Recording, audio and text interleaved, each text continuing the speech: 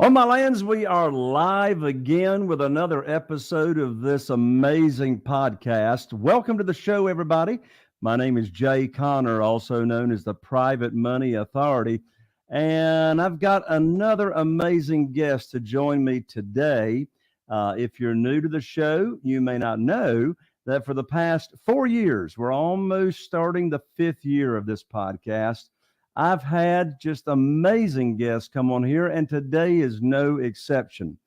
My guest today is actually the owner of an Inc. 5000 real estate investment company. And in addition to that, he's been investing in real estate all the way back to 2001. And listen to this. I thought I had done a lot of rehabs and flips of over 450 houses. Well, my guest has flipped over 1,000 flips. Well, since my guest has automated his real estate investing business, he concentrates his time on helping other real estate investors like you and myself through his masterminds, through gap funding, and television program that shows real estate investors how to grow their business through television commercials. I'm so excited to have one of my fellow mastermind members, Tony Javier. Tony, welcome to the show. What is up, Jay? What a great introduction. I've been introduced a lot of times, but that is honestly one of the best introductions that I have had. So I appreciate that. Well, man, I appreciate you telling me that. I mean, it's pretty exciting to introduce a guest here on the show that's done over 1,000 flips, and you've been in the business since 2001. I mean, you've got a boatload of experience. So why don't we start, Tony, with, first of all, tell everybody where you're from, what market you're in, what market you invest in. And from there, tell us how you even got started in real estate. Yeah, so I'm born and raised in Wichita, Kansas. That's where I started my real estate investing business. I've got a team there that runs my operation there. As you mentioned, I've got that automated where I don't really spend a lot of time in that business anymore. I live in San Diego now. I've been here about 6 years. And so, real estate has been such a great vehicle over the years. 20 years ago is when I got started. And I actually stumbled across real estate. Carlton Sheets no down payment system. I think, I know you've heard of that. And a lot of people have bought that course. But out of many people that I've heard about that course, most people put it on the shelf and just kind of let it gather dust. Well, I took it and I ran with it. And within about, I bought the course in April of 2001. And then literally, I think it was like a week or two before 9/11, so before September 11th, I had closed on my first two properties. No money down. And to this day, I still do the same thing where I raise money and buy deals with pretty much no money out of my pocket. I could use my money to fund those deals now, but I actually take that money and now lend to other real estate investors. So over the last 20 years, it's gone from, the grind of it, the raising the money, the doing the deals, looking at properties and all that kind of stuff. And it's just to evolve finally into a true business where I'm very hands off in my real estate investing business. We still do a ton of flips a year. And I love, just what you said, helping real estate investors with many different aspects of their business. Automation, which I struggled with for a long time. I was very, very deep in my business for probably the first 12 years. I mean, I was grinding, spending 60 to 80 hours a week, on my business. And now I'm able to work a few hours a week in that business. And I run mastermind groups. I fund deals for people with my gap funding, which is basically, bringing the down payment money to deals. And then the biggest thing that I love right now is getting real estate investors on TV. It's a very untapped marketing channel. It's something I've been doing for 10 years now. I was one of the first investors around the country to do TV for real estate investing. And now we help other real estate investors get on TV and crush it in their market as well. That's fantastic, Tony. I got a question for you. Your real estate investing business, you mentioned, is totally automated. What does your team look like? Yeah, so it's kind of ebbed and flowed throughout the years. For the first 10 years, it was a lot of testing, right? Now there's people that teach it and kind of can tell you, and even I can kind of like draw out what a real estate investing business should look like. But for a long time, it was a lot of trial and error. So, I hired a lot of the wrong people. I had to fire my staff twice to give you an idea of how stressful and how bad it was, back then. But the team basically has different departments. So we have an acquisitions department, we have a marketing department, we have a lead manager, we own a lot of rental properties, so we have a property management department. We've got transaction coordination. So when I talk to people about building their business and kind of outlining what it looks like, there's just different departments that you need to have within your real estate investing business. And then as you start hiring people, taking some of the lowest level activities that you can think about in those different segments of your business, and maybe hiring one person to take on some of those. Eventually, you can hopefully get it to where, you have, I think right now we have like 6 or 7 people in our office, between lead managers, property managers, acquisitions and all that good stuff. And then we have about 5 or 6 guys out in the field that are doing punch list items on properties, maintenance on our rental properties, and things of that nature. So yeah, that's kind of a broad overview of what our team looks like. And it took a while to build it out, but now it's a really, really well-oiled machine that runs without me. So good stuff. I can really relate to your story. My wife, Carol Joy, and we're here in Eastern North Carolina, and we started investing in single family houses 2 years after you did. We started in 2003, went full time in 2004. And from 2003 until really about 2010, I was doing the crazy stuff, 60 hours a week, stopping in all my properties all the time. My wife, Carol Joy, was, doing book work until 10 o'clock at night. And I remember one evening I came around the corner and walked into the kitchen, and Carol Joy had tears coming down her face. And I said, "Babe, what in the world is wrong?" And she said, "I can't handle it anymore." And she said, I said, "What do you mean you can't handle it anymore?" She says, "It's too much." And I tell you, Tony, I made a commitment that night at 10 p.m. that I would work on automating this business to where it could run without me, and where all I had to do was make a few decisions every now and then and not see my Carol Joy crying at night. I said, listening to your story just reminds me of my story, and the fact you can be making over $1 million a year net, and it's not worth it if your business is running you and you're not running your business. Totally agree with that. I hit some pain points. I mentioned firing my staff twice. The second time I had to do it, I had one person that was stealing from me, technically 2. And then I had 3 of my employees living in my properties, had to fire them all within about a 30-day time period for different reasons. Wow. And so that's when people look at hitting the bottom as very stressful. And at the time you're like, can I ever get out of it? And that type of thing. But really, as it hits a pain point where you're like, I've got to make a change. Right. And that just drives you to make those changes. And I ended up hiring a coach shortly after that happened, that basically didn't look at properties. He didn't meet with sellers, buyers, the whole gamut. I didn't even realize that was possible, to be honest with you, at that time. And so that's the message I like to get out, is you don't have to be there in the business every single day and every aspect of your business. But unfortunately, people get into business for money and for time. And guess what they have? No money, no time. You're right. You're right, man. And you're right. It really sometimes does take some significant pain in order to grow and to, really, get better. Well, the 2 main topics, and you've got so many specialties, but the 2 main topics that I want to interview you about, Tony, on the show today is, first of all, I want us to talk a little bit about gap funding. That's one of your expertise. You've got a lot of experience in raising private money like I do.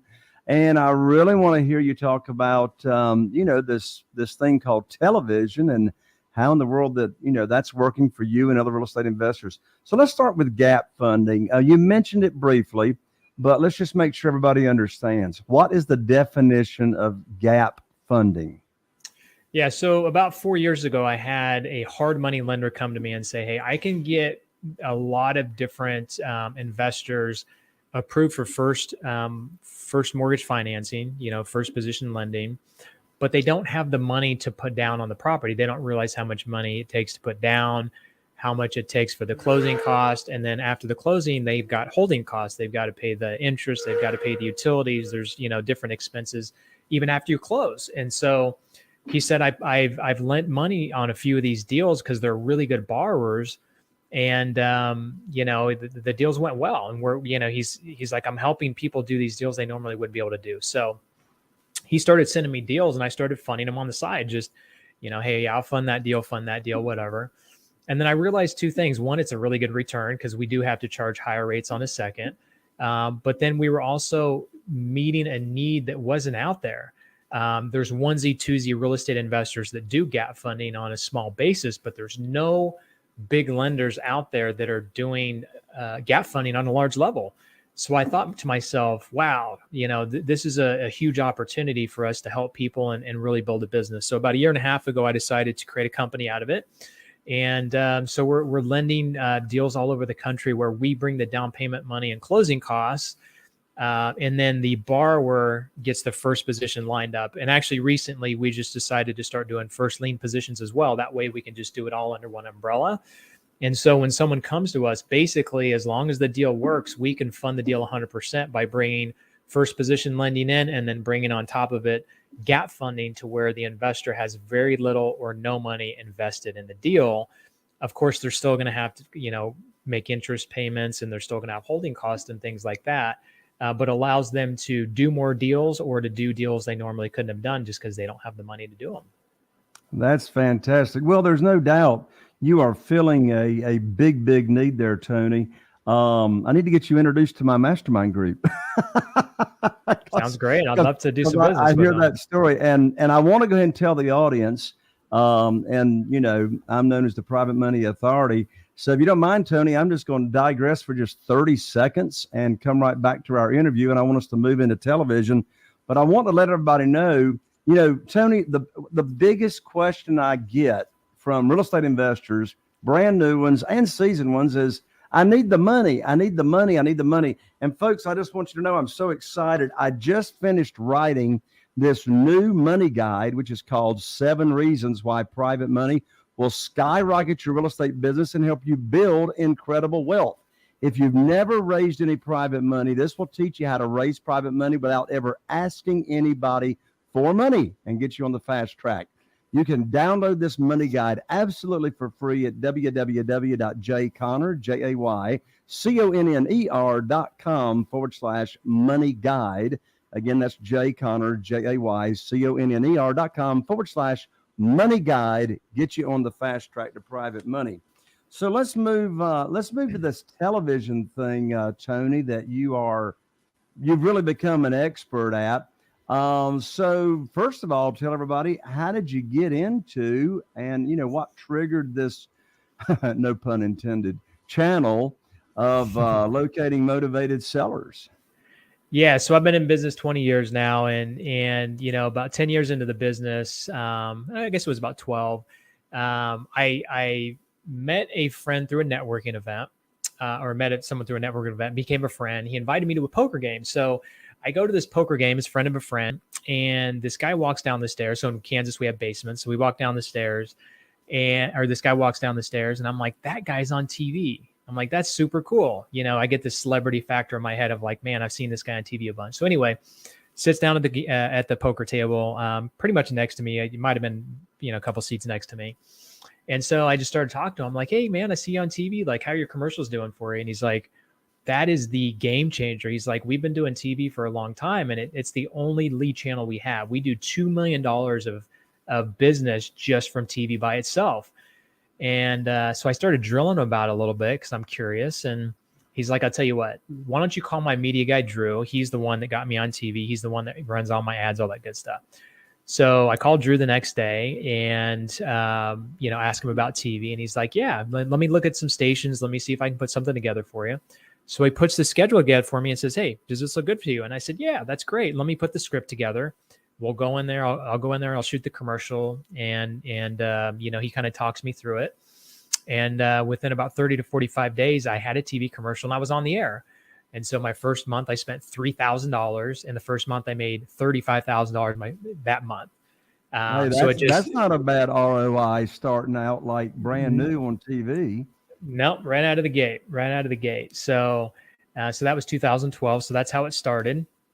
And then as I started going to high level masterminds and all these events, I would tell people I'm doing TV, and they're like, TV? What are you talking about? Why would you do TV? Isn't that too broad of an audience? Isn't that just for branding, all that kind of stuff? And I'm like, I don't know. I'm getting a 5 to 10x return on my money. Like it's great branding, but I'm also getting really good returns. And it's helping all kinds of other aspects to my business. It's helping me raise private money, because when someone refers someone that has money to me, they're like, oh yeah, I've seen you on TV. That's such an easy conversation. It helps our direct mail. It helps so many other things. So anyways, I go to these masterminds. Everyone's like, what are you talking about TV? You mentioned a high level mastermind earlier today. When I went 6 years ago, it was me and one other guy out of 100 and some real estate investors doing a ton of deals. We were the only two doing TV in that whole group.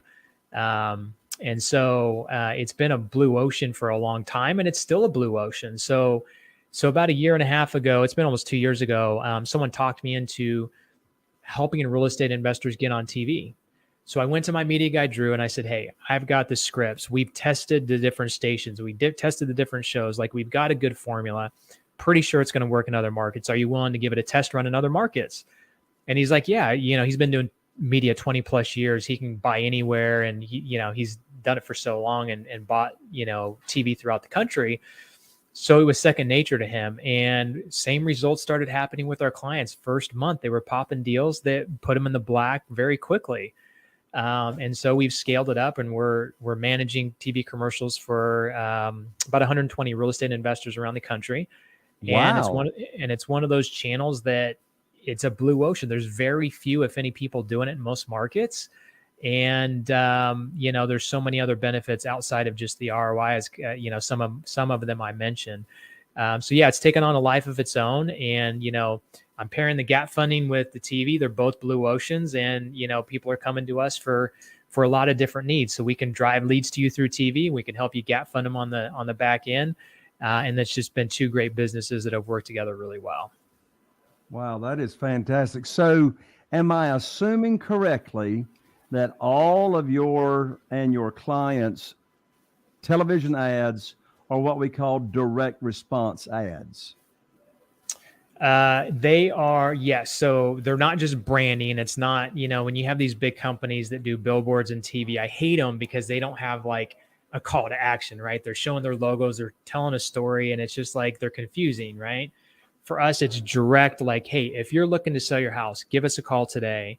And I even have a line that I say in all my commercials. If you're even thinking about selling your home, give us a call today at 685-SELL. That's 685-7. So we have all these formulas that we've tested with these scripts, and they work well. And so, yeah, we have a very specific call to action. We tell them exactly what we do, and it drives calls and drives results.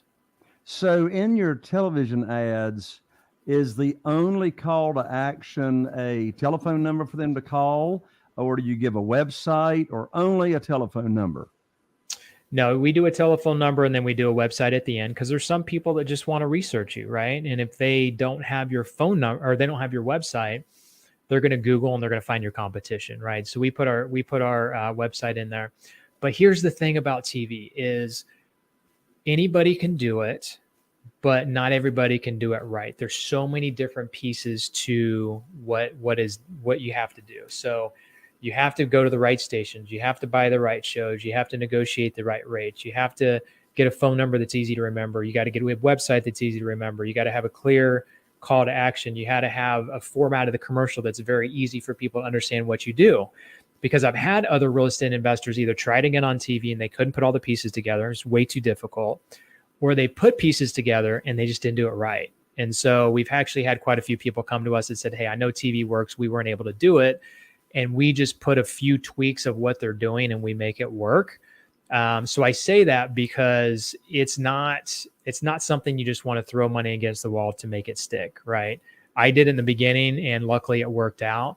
But we've had a lot of people try it, and that's another reason that there's not many people that get on TV is because they either, if they think about it, It's too difficult for them to do because there's so many pieces.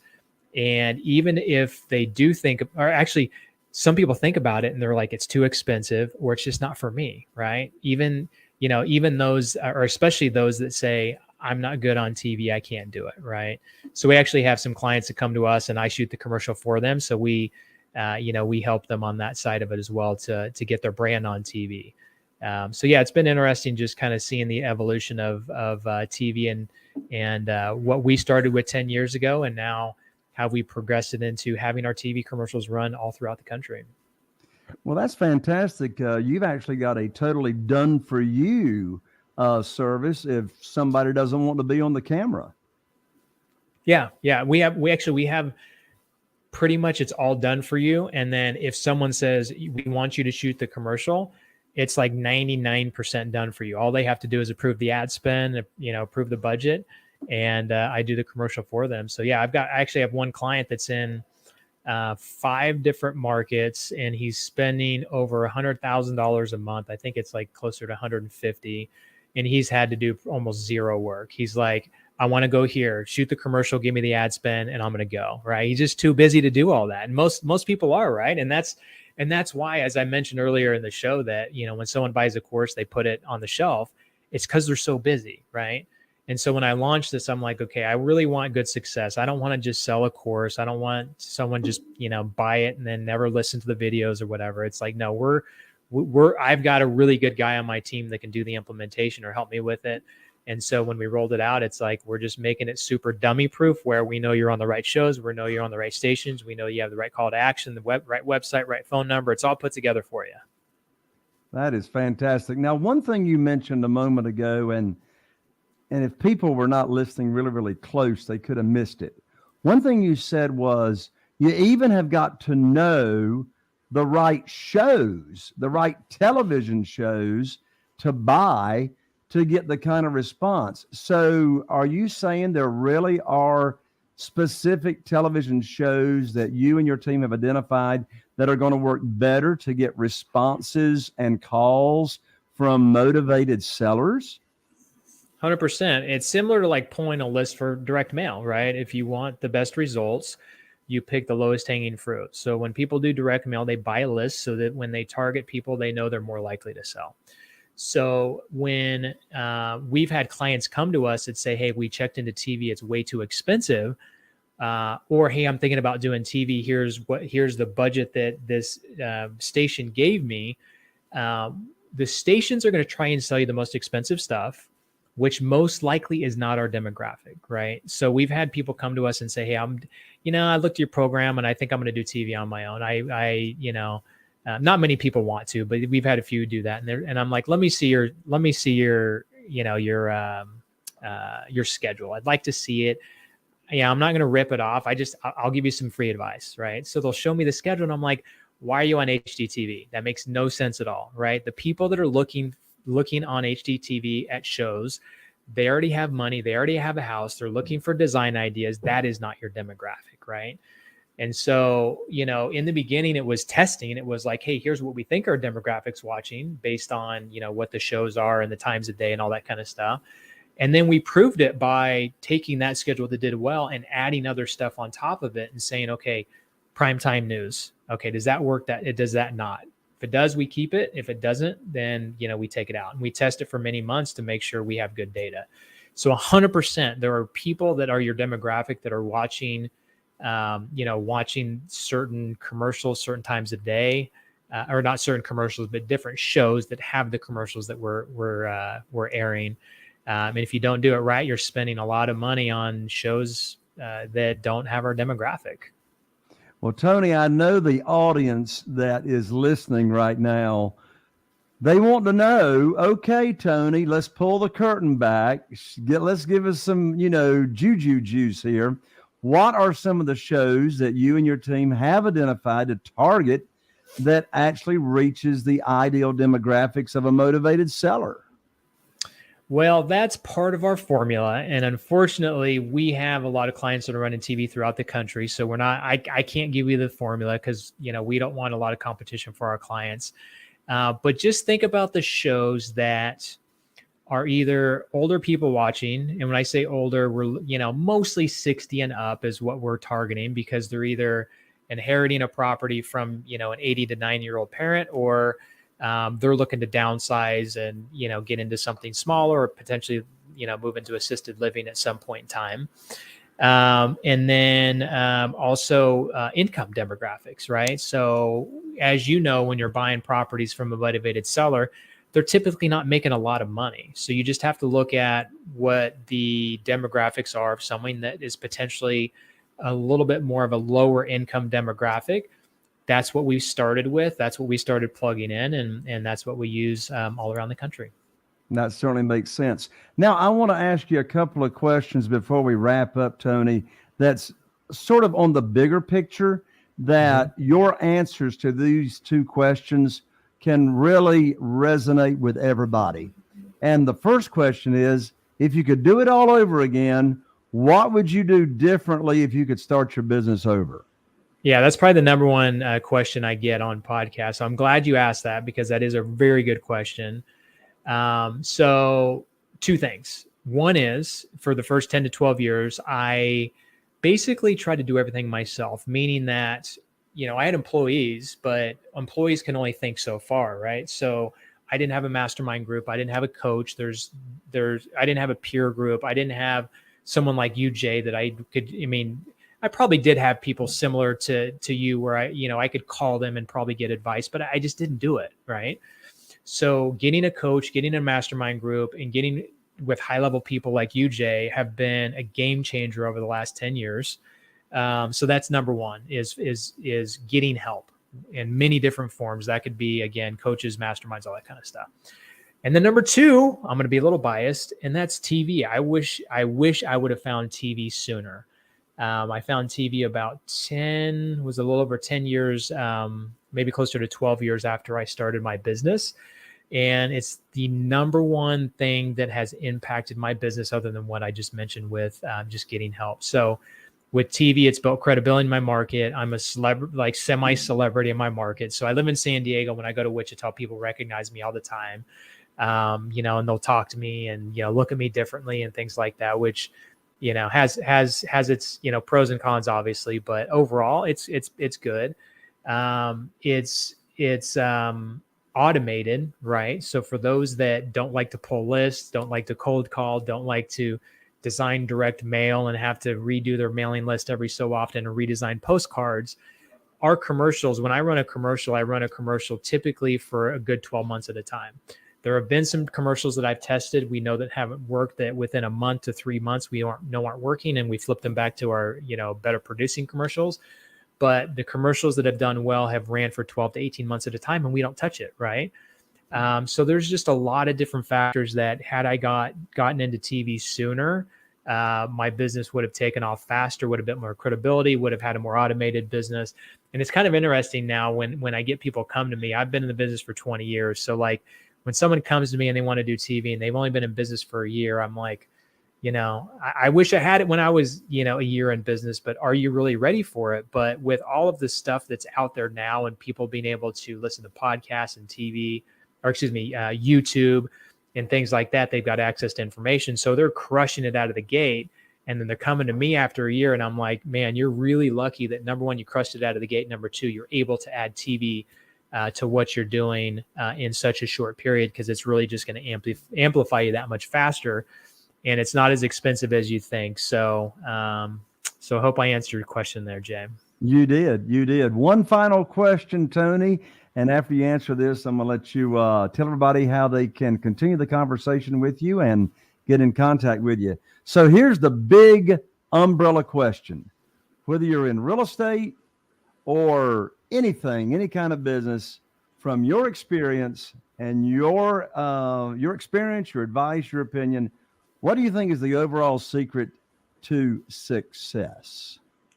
Oh, I can tell you right now, it's people. It is people 100%. So, like I said, the first 10, 12 years of my business, I tried to do most things myself. I had some help. I hired some like low-level employees to take on some things, but I was doing acquisitions. I was doing I was actually answering the phone calls, going out on appointments, doing the marketing to drive those calls, managing the projects with the contractors. I was basically doing most things from A to Z and had a little bit of a support staff to come in and help me. And so what I did wrong there is two things. One is I didn't hire employees that were higher level enough. So if you look at the people that I hired back then to now, I mean, the level is just night and day, and the results show for it. It's just night and day different in results as well. And then two is I tried to take on too many departments, I had to wear too many hats.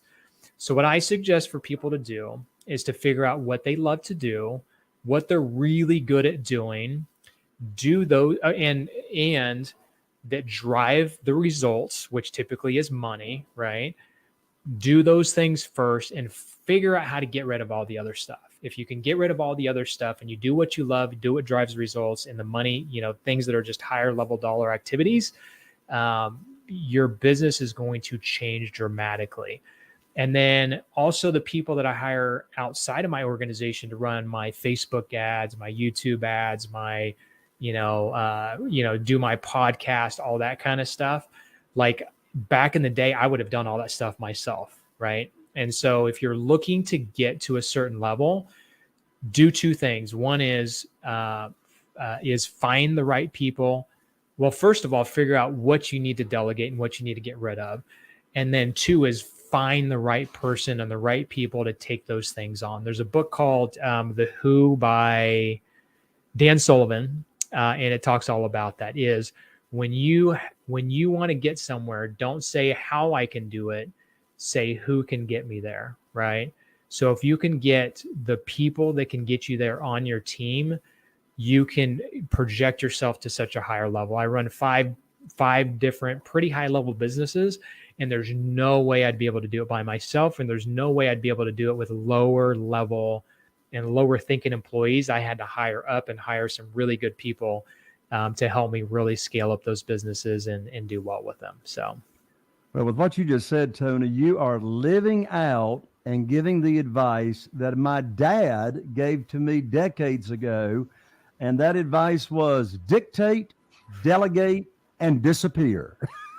There you go. I love it. That's what I did. I disappeared to San Diego. I'm like, see, there guys. you go. There you go. You got out of your own way. So, Tony, I know we got a lot of people that want to connect with you. So what's the best way for them to connect with you and your team? Yeah, most people connect with me about the TV program. So if you go to realestatemasters.tv.com, again, realestatemasters.tv.com, you can see if your market's available. We do only allow so many people per market, and we're selling out a lot of markets. So reach out right away if you're looking to get into your market. And then for the funding, you can go to my personal website, tonyjavier.com. And that actually has information about TV and gap funding and all the other stuff that I do. So if you're looking for funding, go to tonyjavier.com, click the gap funding button, and go there and get more information about it. And then if you have a deal, submit it to us and we'll take a look at it. My team can get deals done very quickly. Yeah, so to make sure everybody that's listening knows exactly how to spell Tony's website for the gap funding, that's www.tony, Tony, Javier, Jav as in Victor, IER.com, TonyJavier.com. And that's for the gap funding. Tony, thank you so much for taking the time to join me and my audience on another amazing podcast. Thank you. Thank you, Jay. I appreciate you. You bet you. Look forward to seeing you at our next mastermind meeting. But there you have it, folks. Another episode of the podcast. I'm so excited that you joined us. And we really appreciate it when you subscribe and you rate and you review. We really appreciate those 5-star ratings. Be sure and give us a review right behind it. Like, share, and subscribe. If you're watching us on YouTube, be sure and follow, subscribe, and tap that little bell so you don't miss out on any more notifications when we go live on the podcast.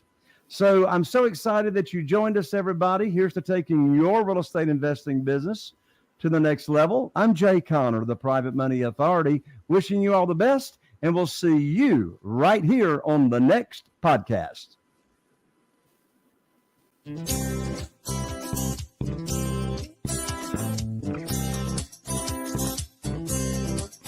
Bye.